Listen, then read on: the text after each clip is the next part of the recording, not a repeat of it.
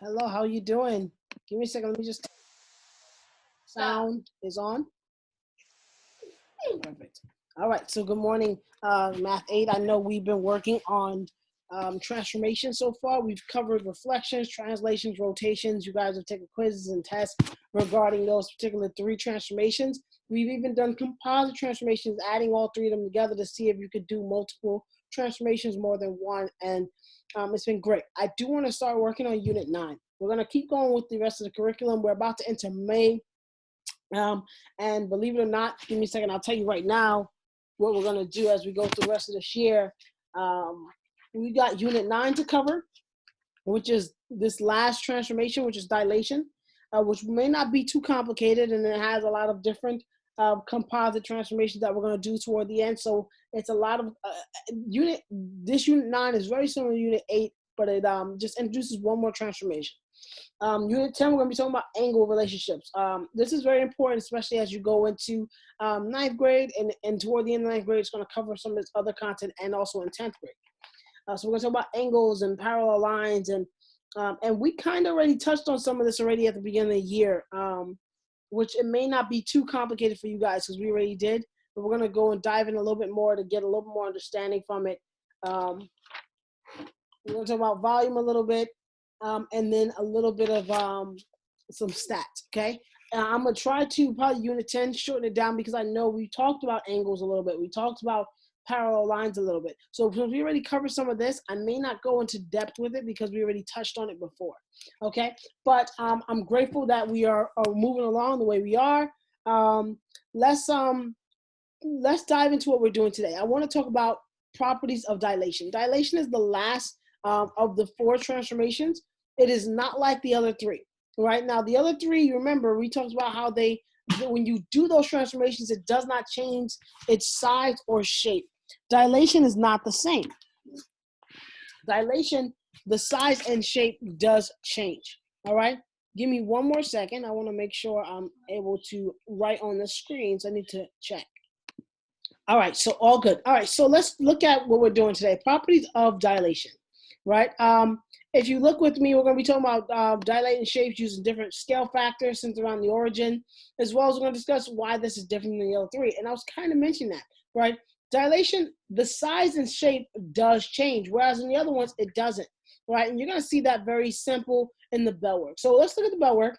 Look at the objects below and state just right underneath it, right on the bottom of the actual picture, right underneath it, whether the image has grown or whether it shrunk. Did it grow or did it shrink, right? So did it, if you look at A, we could be able to discuss it. It shouldn't be too complicated. I agree. If you said it grew, it did grow.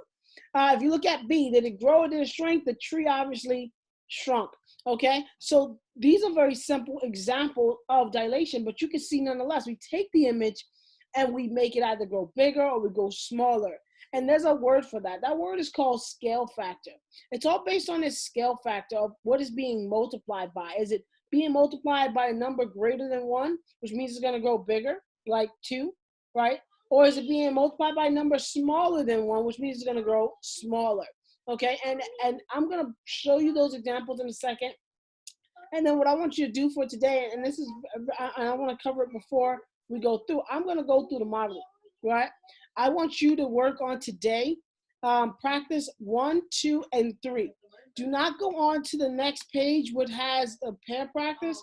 Don't go on to that. Obviously, we're not going to be in pairs to do this, but you can work on that beginning tomorrow. I'm going to re-put up the worksheet again tomorrow. That way you can complete this section. But I do want you to complete this first half for practice 1, 2, and 3 of this worksheet. And you can see one of them a multiple choice and the other two are similar to what I'm going to do in the model. So what I want to do is I want to take this these 3 dots. I want to take dots A, B, and C. Point A, B, and C. And I want to dilate them. I'm going to dilate them 2 different ways. I'm going to dilate them with a scale factor of 2. And I'm going to dilate them with a scale factor of 1/2. Now, if you look up at the visualizing vocabulary, if XY is any point on the graph and its image after a dilation by a scale factor of K, let's say it has a scale factor of K. What does that mean to the points? That means we're going to do this. We're going to do K. Let me underline it so that way you can see exactly where I'm looking. That means we're going to do k times x and k times y.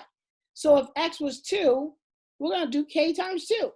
If x was 3, we're going to do k times 3. And it just depends on whatever k is. So let's look at the modeling. I'm going to break down what k is. And it shouldn't be too complicated once you get the flow of it. You're like, oh, I'm taking the scale factor. I'm multiplying it by the point. Okay, so let's look at the modeling. Okay, let's look at the modeling. I have A, B, C, right? And I already gave you those points. A is 0, 2, B is -4, 0, C is 3, 4. Okay, now on the one that you're going to do tomorrow, you will have to identify all 4 of your points and what they are before you go to do any type of dilation.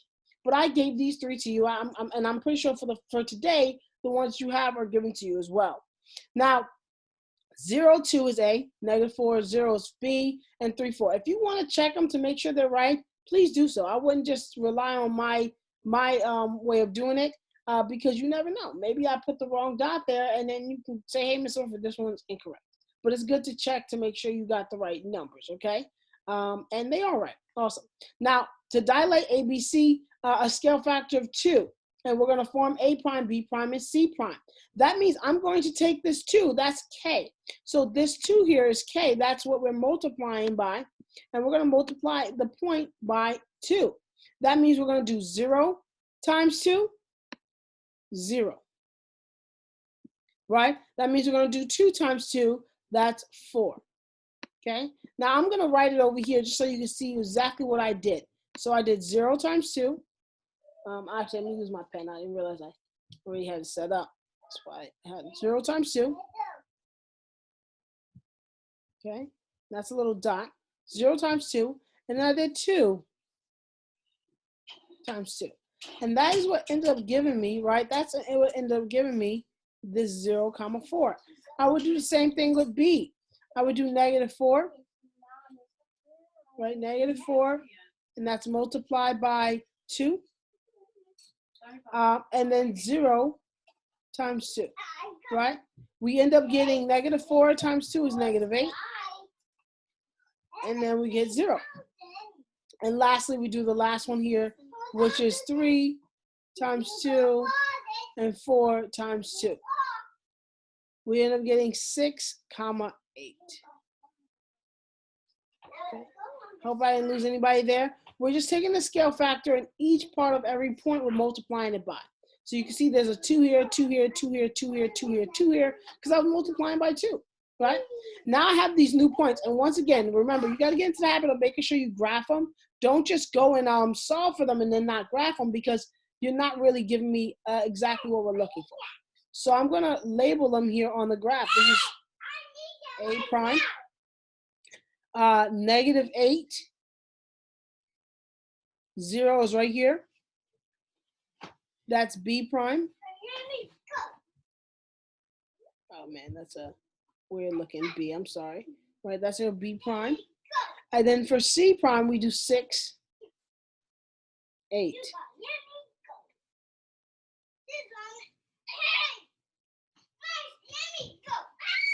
Elisha.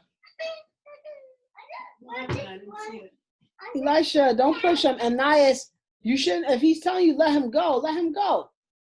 That's why you got pushed. Anyway, so let me do the second part of this worksheet. So I want to do a scale factor 1/2. Now notice that if you can look at those 3 points, what happened? Did they grow or did they shrink?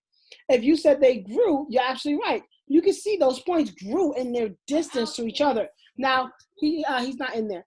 He's right here. You can see that it's not a straight line, right? So you don't have to connect the dots. Only when they're already connected is when you go to connect them. Boys, come out of here.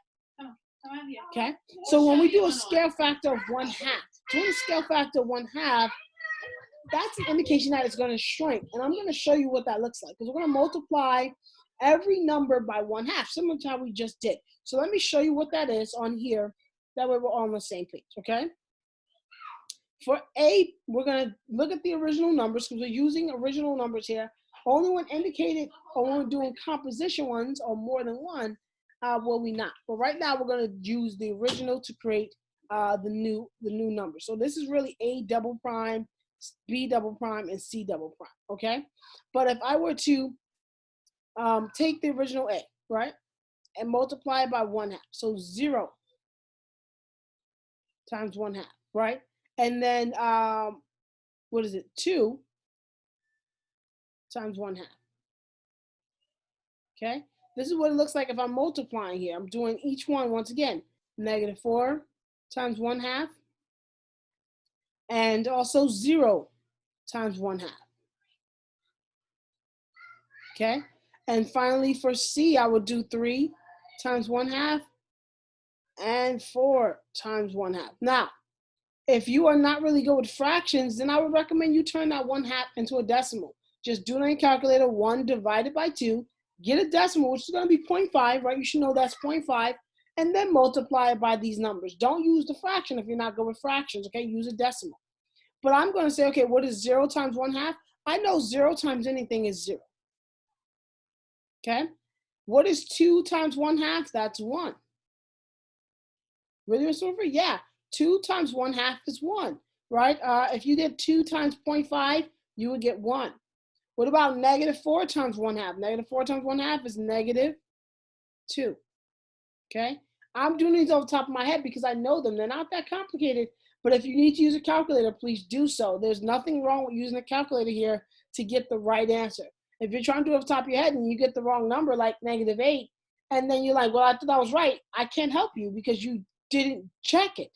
Check your answer with a calculator, or even do it with a calculator. That way you have a higher percentage of getting it right. All right, and 0 times 1/2, we know anything times 0 is 0. 3 times 1/2 is actually 1.5, right? 4 times 1/2, as we said before, that's going to be a 2. In this case, it's a positive 2. So these are our points. So now I'm going to go and graph them.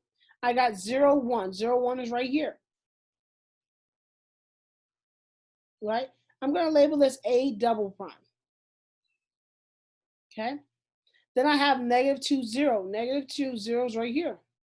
I'm going to label this B double prime. And then finally 1.5, which is between 1 and 2. And then go up 2 is right here. I'm going to label that C double prime. And you can see the 3 points shrunk rather than increase, okay, or grew. All right, this is the basic of dilation. We're going to practice some more with images to help you practice doing it. But for now, look at practice 1, 2, and 3. I'm going to clear the text. I'm going to read practice 1, 2, and 3 with you just to go over what you're doing. If you need to copy down text, please copy it down. Yeah, I'm going to clear it. Practice 1. They give you a point. They give you the scale factor. They want to know when you multiply by that scale factor, what is the new point? Practice 2. They give you endpoints to a line, and you'll see them already graphed. A and B is already here. They gave you the points. They want you to multiply by a scale factor of 3. What does A become? What does B become? What does A prime is? What is B prime? Then go and graph it, just like we did. Here, it's all on your own. What is A, B, and C? Identify A, B, C. And then after a scale factor of 2, what is the new triangle going to look like? What is A prime, B prime, and C prime going to look like? And make sure you go and graph that. This is all I want you to do today. Practice 1, 2, and 3, okay? All right, thank you guys so much. If you have any questions, feel free to add them on. I know a couple of you had difficulty with that last test I gave in terms of accent. I tried to fix that, so see if you can get back in, all right? Thank you guys so much. Talk to you later. Bye-bye.